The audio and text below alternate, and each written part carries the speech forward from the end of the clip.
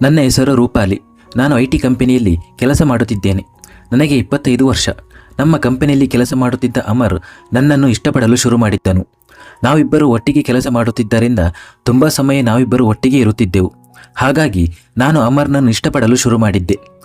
ಅವನು ತುಂಬ ಉಲ್ಲಾಸದಿಂದ ಮತ್ತು ಯಾವಾಗಲೂ ತಮಾಷೆ ಮಾಡಿಕೊಂಡು ಇರುತ್ತಿದ್ದನು. ಕೆಲವೊಮ್ಮೆ ನಾವಿಬ್ಬರು ರೆಸ್ಟೋರೆಂಟ್ಗಳಲ್ಲಿ ತಿನ್ನಲು ಹೋಗುತ್ತಿದ್ದೆವು.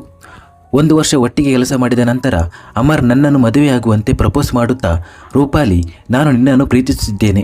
ನೀನು ತುಂಬ ಸುಂದರವಾಗಿದ್ದೀಯ. ನನ್ನ ಜೀವನದಲ್ಲಿ ಬಂದು ನನ್ನನ್ನು ಸಂತೋಷಪಡಿಸು ಎಂದು ಹೇಳಿದನು. ನಾನು ಕೂಡ ಖುಷಿಯಿಂದಲೇ ಅವನನ್ನು ಮದುವೆಯಾಗಲು ಒಪ್ಪಿಕೊಂಡೆ ಮತ್ತು ಅವನು ಮದುವೆಯ ಬಗ್ಗೆ ಮಾತನಾಡಲು ನನ್ನ ಮನೆಗೆ ಬಂದನು. ನಂತರ ನಮ್ಮ ಮದುವೆ ನಿಶ್ಚಯವಾಯಿತು ಮತ್ತು ಈಗ ಮದುವೆಗೆ ಕೇವಲ 20 ದಿನಗಳು ಮಾತ್ರ ಉಳಿದಿತ್ತು. ಮನೆಯಲ್ಲಿ ಮದುವೆಯ ಸಿದ್ಧತೆಗಳು ಜೋರಾಗಿ ನಡೆಯುತ್ತಿದ್ದವು. ಆದರೆ ನಾನು ಇನ್ನೂ ಆಫೀಸಿಗೆ ಹೋಗುತ್ತಿದ್ದೆ ಮತ್ತು ಮದುವೆಗೆ 2 ದಿನಗಳ ಮೊದಲು ರಜೆ ಹಾಕಲು ಯೋಚಿಸಿದ್ದೆ. ಖಾಸಗಿ ಕಂಪನಿಯಲ್ಲಿ ರಜೆ ಸಿಗುವುದು ಕಷ್ಟವಾದ್ದರಿಂದ ಮನೆಯವರಿಂದಲೇ ಎಲ್ಲ ತಯಾರಿ ನಡೆಯುತ್ತಿತ್ತು. ಆಗೊಮ್ಮೆ ಈಗೊಮ್ಮೆ ನನ್ನ ಅಣ್ಣ ನನ್ನನ್ನು ಗೇಲಿ ಮಾಡುತ್ತಿದ್ದನು. ಈಗ ನನ್ನ ಜೀವನಕ್ಕೆ ಹೊಸ ತಿರುವು ಬರುತ್ತದೆ ಎಂದು ಒಳಗೊಳಗೆ ಖುಷಿಪಟ್ಟುಕೊಂಡೆ. ಈಗ ನಾನು ನನ್ನ ಒಂಟಿ ಜೀವನದಲ್ಲಿ ಪ್ರೀತಿಯನ್ನು ಪಡೆಯಲಿದ್ದೇನೆ ಮತ್ತು ಪ್ರತಿಯೊಬ್ಬ ಮನುಷ್ಯನಿಗೂ ಅಗತ್ಯ ಇರುವಂತಹದ್ದು ನಾನು ಕೂಡ ಪಡೆಯಲಿದ್ದೇನೆ ಎಂದನಿಸಿತು. ಈಗ ನಾನು ಅಮರನ ಯೋಚನೆಯಲ್ಲಿಯೇ ಕಳೆದು ಹೋಗಿದ್ದೆ. ಅಮರ್ ಪ್ರತಿ ರಾತ್ರಿ ನನಗೆ ಕರೆ ಮಾಡುತ್ತಿದ್ದರು ಮತ್ತು ನನ್ನೊಂದಿಗೆ ಪ್ರಣಯದ ಮಾತುಕತೆಗಳನ್ನು ನಡೆಸುತ್ತಿದ್ದನು. ಅವನು ಮದುವೆಯ ರಾತ್ರಿಯ ಬಗ್ಗೆ ಮಾತನಾಡುತ್ತಿದ್ದನು ಮತ್ತು ನಾನು ಆ ಆಲೋಚನೆಗಳಲ್ಲಿ ಕಳೆದು ಹೋಗಿದ್ದೆ. ನನ್ನ ಸಹೋದ್ಯೋಗಿಗಳು ಕೂಡ ನಮ್ಮಿಬ್ಬರ ಬಗ್ಗೆ ತಮಾಷೆ ಮಾಡುತ್ತಿದ್ದರು. ಎಲ್ಲವೂ ಸರಿಯಾಗಿ ನಡೆಯುತ್ತಿತ್ತು. ಆದರೆ ನನ್ನ ಜೀವನದಲ್ಲಿ ಹೊಸದೊಂದು ಬಿರುಗಾಳಿಯು ಬರಲು ಕಾಯುತ್ತಿತ್ತು. ಅದರ ಬಗ್ಗೆ ನನಗೆ ಸಂಪೂರ್ಣವಾಗಿ ತಿಳಿದಿರಲಿಲ್ಲ. ಒಂದೆಡೆ ಅಮರ್ ಮತ್ತು ನನ್ನ ಬದುಕಿನ ಹೊಸ ಕನಸುಗಳನ್ನು ಕಾಣತೊಡಗಿದ್ದೆ. ಇನ್ನೊಂದೆಡೆ ನನ್ನ ಜೀವನದಲ್ಲಿ ಭೂಕಂಪನವೊಂದು ಮೆಲ್ಲನೆ ಕಂಪಿಸಲು ಕಾಯುತ್ತಿತ್ತು. ಅದು ನನ್ನನ್ನು ಈ ರೀತಿ ಮಾಡುತ್ತದೆ ಎಂದು ನನಗೆ ತಿಳಿದಿರಲಿಲ್ಲ. ಒಂದು ದಿನ ಅಮರ್ ಆಫೀಸಿಗೆ ಬರಲಿಲ್ಲ. ಅಮರ್ನ ಆರೋಗ್ಯವು ಹದಗೆಟ್ಟಿತ್ತು. ಅದರಿಂದಾಗಿ ನಾನು ಆಫೀಸಿನಲ್ಲಿ ಹೆಚ್ಚು ಕೆಲಸ ಮಾಡಬೇಕಾಯಿತು. ಕೆಲಸ ಮುಗಿಯುವ ಹೊತ್ತಿಗೆ ರಾತ್ರಿ 10 ಗಂಟೆ ಆಗಿದ್ದರಿಂದ ಇನ್ನು ಆಫೀಸಿನಲ್ಲಿ ಇರಲು ಸಾಧ್ಯವಾಗಲಿಲ್ಲ. ನಾನು ತಕ್ಷಣ ನನ್ನ ಪರ್ಸನ್ನು ತೆಗೆದುಕೊಂಡು ಹೊರಗೆ ಹೋದೆ.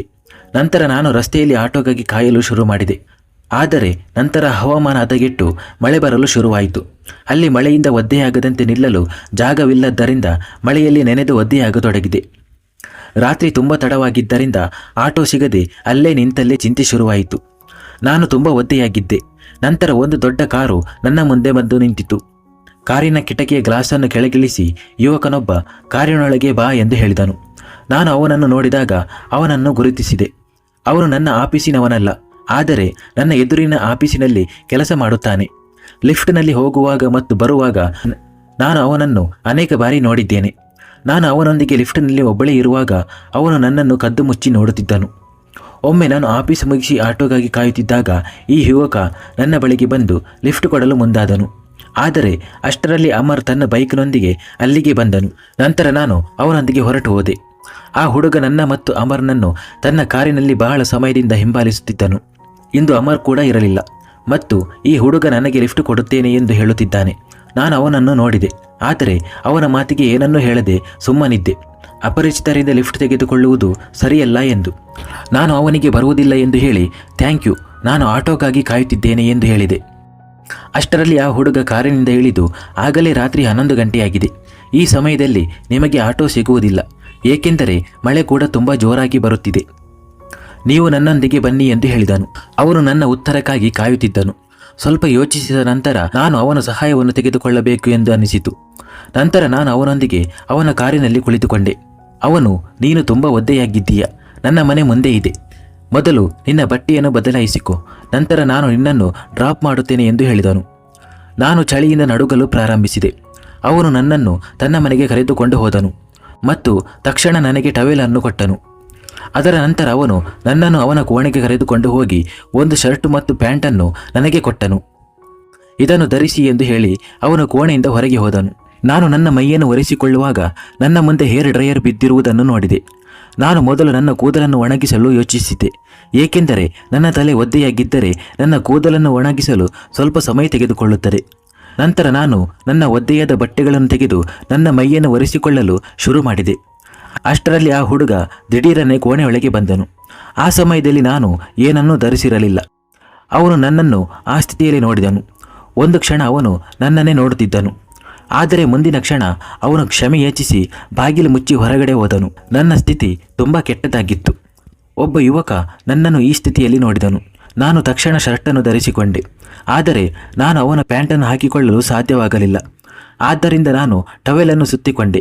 ನಂತರ ನಾನು ಹೊರಗೆ ಬರುತ್ತಿದ್ದಂತೆ ಐ ಆಮ್ ಸಾರಿ, ನಾನು ಬಾಗಿಲು ತಟ್ಟಿ ಬಂದಿದ್ದೆ, ಆದರೆ ನೀವು ಏಕೆ ಉತ್ತರಿಸಲಿಲ್ಲ ಎಂದನು.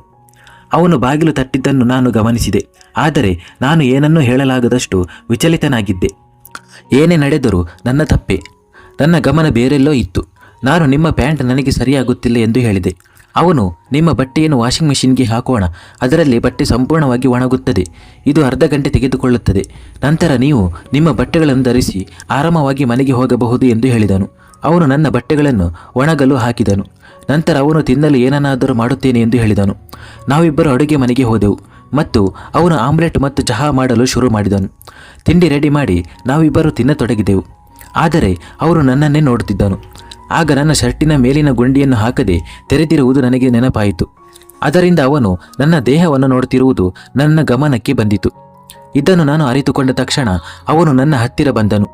ಅವನು ನನ್ನ ಶರ್ಟಿನ ಬಟನನ್ನು ಹಾಕಲು ಶುರು ಮಾಡಿದನು. ನಂತರ ನನ್ನ ಉಸಿರಾಟವು ತುಂಬ ವೇಗವಾಯಿತು ಮತ್ತು ಅವನ ಉಸಿರಾಟವು ತುಂಬ ವೇಗವಾಗಲು ಶುರುವಾಯಿತು. ಈ ಹುಡುಗ ತುಂಬ ಸುಂದರವಾಗಿದ್ದನು. ನಾನು ಅವನ ಮುಖವನ್ನೇ ನೋಡುತ್ತಿದ್ದೆ. ಅವನು, ನಾನು ನಿನಗೆ ಪೈಜಾಮವನ್ನು ಕೊಡುತ್ತೇನೆ, ನೀನು ಅದನ್ನು ಧರಿಸು ಎಂದು ಹೇಳುತ್ತಾ ನನಗಾಗಿ ತನ್ನ ಪೈಜಾಮವೊಂದನ್ನು ತಂದು ನನಗೆ ಕೊಟ್ಟನು. ನಾನು ಬಟ್ಟೆಯನ್ನು ಬದಲಾಯಿಸಲು ಪೈಜಾಮವನ್ನು ಹಿಡಿದುಕೊಂಡು ಕೋಣೆಗೆ ಬಂದಿದ್ದೆ. ಆದರೆ ನಾನು ಯಾವುದೇ ಆಲೋಚನೆಯಲ್ಲಿ ಇದ್ದೇನೋ ನನಗೆ ತಿಳಿದಿರಲಿಲ್ಲ. ನಾನು ಕೋಣೆಯ ಬಾಗಿಲನ್ನು ಮುಚ್ಚಲು ಮರೆತು ಹಾಗೆಯೇ ಬಟ್ಟೆಯನ್ನು ಬದಲಾಯಿಸಲು ಶುರು ಮಾಡಿದೆ. ಅವನು ನನ್ನನ್ನೇ ನೋಡುತ್ತಾ ನಿಂತಿದ್ದನು. ನಾನು ಪೈಜಾಮವನ್ನು ಧರಿಸುವ ಮೊದಲೇ ಅವನು ನನ್ನ ಹತ್ತಿರ ಬಂದು ನನ್ನನ್ನು ತನ್ನ ತೋಳುಗಳಲ್ಲಿ ಬಂಧಿಸಿ ನನ್ನ ತುಟಿಗಳಿಗೆ ಮುತ್ತಿಡಲು ಪ್ರಾರಂಭಿಸಿದನು. ನಾನು ಏನು ಹೇಳದೆ ಕಣ್ಣನ್ನು ಮುಚ್ಚಿ ಅನುಭವಿಸುತ್ತಿದ್ದೆ. ನಂತರ ಅವನು ನನ್ನನ್ನು ಹಾಸಿಗೆಯ ಮೇಲೆ ಮಲಗಿಸಿದನು. ನಮ್ಮಿಬ್ಬರ ಉಸಿರಾಟವು ತುಂಬ ಜೋರಾಗಲು ಶುರುವಾಯಿತು. ಅವನು ನನಗೆ ಮುತ್ತನ್ನು ಕೊಡಲು ಪ್ರಾರಂಭಿಸಿದನು. ನಾನು ಯಾವುದರ ಅರಿವು ಇಲ್ಲದೆ ಅವನನ್ನು ಪ್ರೀತಿಸುತ್ತಿದ್ದೆ. ಅವನ ಬಿಗಿಯಾದ ಅಪ್ಪಿಗೆಯಲ್ಲಿ ನನಗೆ ಏನೂ ಪ್ರಜ್ಞೆ ಇಲ್ಲದಂತಾಗಿತ್ತು. ಈಗ ಅವನು ನಿಧಾನವಾಗಿ ನನ್ನ ಶರ್ಟ್ನ ಬಟನ್ಗಳನ್ನು ತೆರೆಯಲು ಪ್ರಾರಂಭಿಸಿದನು. ಬಹುಶಃ ನನಗೆ ಇದು ಹುಡುಗನ ಮೊದಲ ಸ್ಪರ್ಶ ಮತ್ತು ಮೊದಲ ಮುತ್ತು ಆಗಿತ್ತು. ಅಮರ್ ನನಗೆ ಇಲ್ಲಿಯವರೆಗೆ ಮುತ್ತನ್ನು ನೀಡಿರಲಿಲ್ಲ.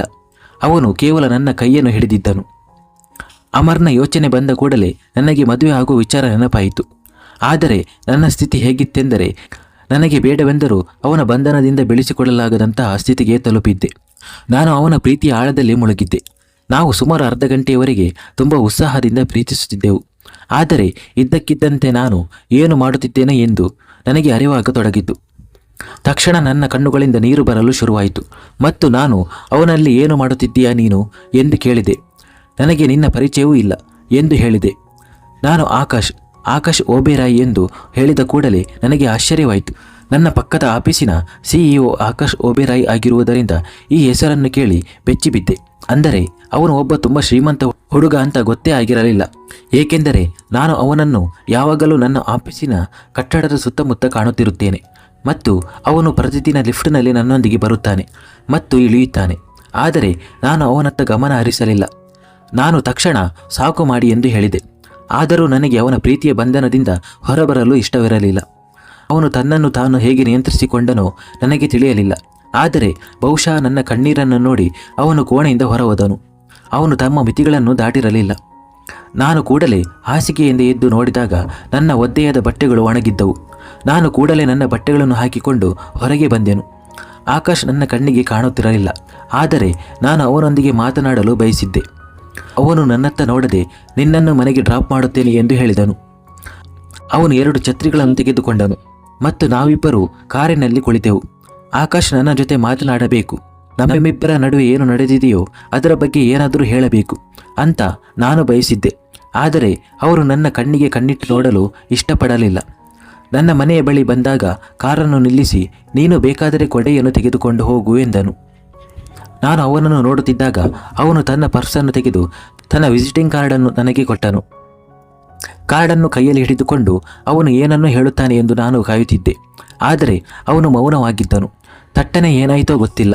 ನಾನು ಅವನ ಹತ್ತಿರ ಹೋಗಿ ಅವನ ತೊಟಿಗೆ ಮುತ್ತಿಕ್ಕಿದೆನು. ಅವನು ನನ್ನನ್ನು ಪ್ರೀತಿಯ ಕಣ್ಣುಗಳಿಂದ ನೋಡುತ್ತಿದ್ದನು. ನಾನು ಕಾರಿನಿಂದ ಇಳಿದು ನನ್ನ ಮನೆಗೆ ಬಂದೆನು. ನನ್ನ ಮಲಗುವ ಕೋಣೆಗೆ ಹೋದ ನಂತರ ನಾನು ಅರ್ಧ ಗಂಟೆಯವರೆಗೆ ಇಂದು ಏನಾಯಿತು ಎಂದು ಯೋಚಿಸುತ್ತಾ ಕುಳಿತಿದ್ದೆ. ಆದರೆ ನಂತರ ನಾನು ಅವನ ವಿಸಿಟಿಂಗ್ ಕಾರ್ಡನ್ನು ನೋಡಿದೆ ಮತ್ತು ಅದರಲ್ಲಿ ಅವನ ಫೋನ್ ನಂಬರ್ ಇತ್ತು. ನಾನು ಏನನ್ನೂ ಯೋಚಿಸದೆ ಅವನ ನಂಬರ್ಗೆ ಡಯಲ್ ಮಾಡಿದೆ. ಆಕಾಶ್ ಫೋನ್ ಕೈಗೆತ್ತಿಕೊಂಡಾಗ ನಾನು ರೂಪಾಲಿ ಮಾತನಾಡುತ್ತಿದ್ದೇನೆ. ಇವತ್ತು ಏನಾಯಿತು ಎಂದು ಹೇಳುವಷ್ಟರಲ್ಲಿ ಅವನ ಮಾತಿಗೆ ಅಡ್ಡಪಡಿಸಿ ನಾನು ಅದರ ಬಗ್ಗೆನೇ ಯೋಚಿಸುತ್ತಿದ್ದೇನೆ. ಹಾಸಿಗೆಯಲ್ಲಿ ಮಲಗಿ ಆ ನೆನಪುಗಳಲ್ಲೇ ಕಳೆದು ಹೋಗಿದ್ದೇನೆ. ಇದು ನನ್ನ ಜೀವನದ ಅತ್ಯಂತ ಸುಂದರ ಕ್ಷಣ. ನನ್ನ ಹೃದಯಕ್ಕೆ ಏನಾಯಿತು ಎಂದು ನನಗೆ ತಿಳಿದಿಲ್ಲ. ಯಾವುದೋ ಸೆಳೆತ ನನ್ನನ್ನು ಆಕಾಶ್ನ ಕಡೆಗೆ ಎಳೆಯುತ್ತಿತ್ತು. ಆ ವೇಳೆಗೆ ನನಗೆ ನಿದ್ದೆ ಬಂದಿತ್ತು. ಮರುದಿನ ಬೆಳಿಗ್ಗೆ ಎದ್ದಾಗ ನನ್ನ ಮೊಬೈಲ್ ತೆಗೆದುಕೊಂಡು ಆಕಾಶ್ಗೆ ಗುಡ್ ಮಾರ್ನಿಂಗ್ ಎಂದು ಮೆಸೇಜ್ ಮಾಡಿದೆ. ಇಂದು ಶನಿವಾರವಾದುದರಿಂದ ನನಗೆ ರಜೆ ಇತ್ತು.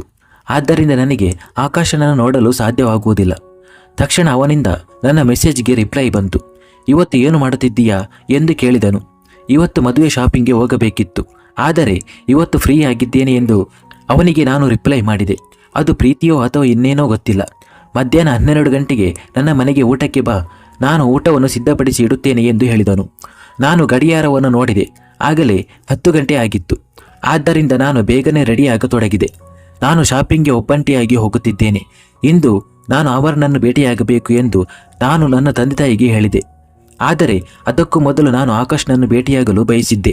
ನಮ್ಮಿಬ್ಬರ ನಡುವೆ ಏನು ನಡೆದಿದೆಯೋ ಅದರಿಂದ ನನ್ನ ಜೀವನದಲ್ಲಿ ಭೂಕಂಪವನ್ನೇ ಸೃಷ್ಟಿಸಿತ್ತು. ನಾನು 12 ಗಂಟೆಯ ಸಮಯಕ್ಕೆ ಅವನ ಮನೆಯನ್ನು ತಲುಪಿದೆ. ಅವನು ನನ್ನನ್ನು ನೋಡಿ ಮುಗುಳ್ನಕ್ಕು ಮನೆಯೊಳಗೆ ಕರೆದನು. ಊಟ ರೆಡಿಯಾಗಿದೆ, ಮೊದಲು ಊಟ ಮಾಡೋಣ, ನಂತರ ಮಾತನಾಡೋಣ ಎಂದು ಹೇಳಿದನು. ಊಟವಾದ ಮೇಲೆ ನಾನು ಹೇಳಿದೆ, ನೋಡು ಆಕಾಶ್, ನಿನ್ನೆ ಏನೆಲ್ಲ ಆಯಿತೋ ಅದು ಹೇಗಾಯಿತು ಎಂದು ಗೊತ್ತಿಲ್ಲ. ನನ್ನ ಮದುವೆ ನಿಶ್ಚಯವಾಗಿದೆ. ಇನ್ನು 19 ದಿನಗಳಲ್ಲಿ ನನ್ನ ಮದುವೆ ಆಗಲಿದೆ ಎಂದು ಹೇಳಿದೆ. ನನ್ನ ಮಾತನ್ನು ಕೇಳಿದ ನಂತರ ಅವನ ಮುಖದಲ್ಲಿ ಕೋಪ ಸ್ಪಷ್ಟವಾಗಿ ಕಾಣಿಸುತ್ತಿತ್ತು. ಅವನು ನನ್ನನ್ನು ಕಳೆದುಕೊಳ್ಳಲು ಬಯಸಲಿಲ್ಲ. ಅವನು ನನ್ನನ್ನು ಪ್ರೀತಿಸ್ತಾನೆಯೇ ಗೊತ್ತಾಗಲಿಲ್ಲ. ನಂತರ ನಾನು ಅಲ್ಲಿಂದ ಹೊರಡುವಾಗ ನನ್ನ ಕೈಯನ್ನು ಹಿಡಿದು, ಒಂದು ವೇಳೆ ನೀನು ಮನಸ್ಸನ್ನು ಬದಲಾಯಿಸಿದರೆ ನಾನಿಲ್ಲಿ ನಿನಗಾಗಿ ಕಾಯುತ್ತಿರುತ್ತೇನೆ ಎಂದು ಹೇಳಿದನು. ಅವನ ಕಣ್ಣುಗಳಲ್ಲಿ ನನ್ನ ಮೇಲಿನ ಪ್ರೀತಿಯನ್ನು ನಾನು ನೋಡಿದೆ. ಕೇವಲ ಒಂದು ಸ್ಪರ್ಶದಿಂದ ನನ್ನ ಇಡೀ ದೇಹವು ಕಂಪಿಸಲು ಶುರುವಾಯಿತು. ನಾನೇಕೆ ಹೀಗೆ ಬಲಹೀನನಾಗುತ್ತಿದ್ದೇನೆ? ತಕ್ಷಣ ಅವನ ಹತ್ತಿರ ಬಂದು ಅವನನ್ನು ತಬ್ಬಿಕೊಂಡೆನು. ಆ ಕ್ಷಣ ನನ್ನನ್ನು ಸಂಪೂರ್ಣವಾಗಿ ಹುಚ್ಚಳನ್ನಾಗಿ ಮಾಡುತ್ತಿತ್ತು. ತುಂಬ ಕಷ್ಟಪಟ್ಟು ಅವನಿಂದ ಬಿಡಿಸಿಕೊಂಡು ನಾನು ಅಲ್ಲಿಂದ ಹೊರಟು ಬಂದೆ. ಮತ್ತೆ ಅಮರ್ ಜೊತೆ ಶಾಪಿಂಗ್ನಲ್ಲಿ ನಿರತನಾದೆ. ರಾತ್ರಿ ಮನೆಗೆ ಬಂದಾಗ ಅಮರ್ನಿಂದ ಕರೆ ಬಂದಿತ್ತು. ಆದರೆ ನನಗೆ ಅವನೊಂದಿಗೆ ಮಾತನಾಡಲು ಸ್ವಲ್ಪ ಕೂಡ ಮನಸ್ಸಾಗಲಿಲ್ಲ. ನಮ್ಮಿಬ್ಬರ ನಡುವೆ ಫೋನಿನಲ್ಲಿ ನಡೆಯುತ್ತಿದ್ದ ಪ್ರಣಯದಲ್ಲಿ ನನಗೆ ಆಸಕ್ತಿ ಇರಲಿಲ್ಲ. ನಾನು, ಅಮರ್, ನನಗೆ ತುಂಬ ಸುಸ್ತಾಗಿದೆ, ನಾಳೆ ಮಾತನಾಡೋಣ ಎಂದು ಫೋನ್ ಕಟ್ಟು ಮಾಡಿದೆ. ನಂತರ ಬೇಡವೆಂದರೂ ಆಕಾಶ್ಗೆ ಕಾಲ್ ಮಾಡಿದೆ. ಆಕಾಶ್ ಫೋನ್ ಕೈಗೆತ್ತಿಕೊಂಡ ತಕ್ಷಣ ಇವತ್ತು ಇಡೀ ದಿನ ಏನು ಮಾಡಿದ್ದೀಯೇ ಎಂದು ಕೇಳಿದನು. ನಾನು ಅಮರ್ ಜೊತೆ ಮದುವೆ ಶಾಪಿಂಗ್ನಲ್ಲಿ ಬ್ಯುಸಿಯಾಗಿದ್ದೆ. ನೀನು ಏನು ಮಾಡಿದೆ ಎಂದು ಕೇಳಿದೆ. ನಾನು ನಿಮ್ಮ ಆಲೋಚನೆಗಳಲ್ಲಿ ಕಳೆದು ಹೋಗಿದ್ದೇನೆ.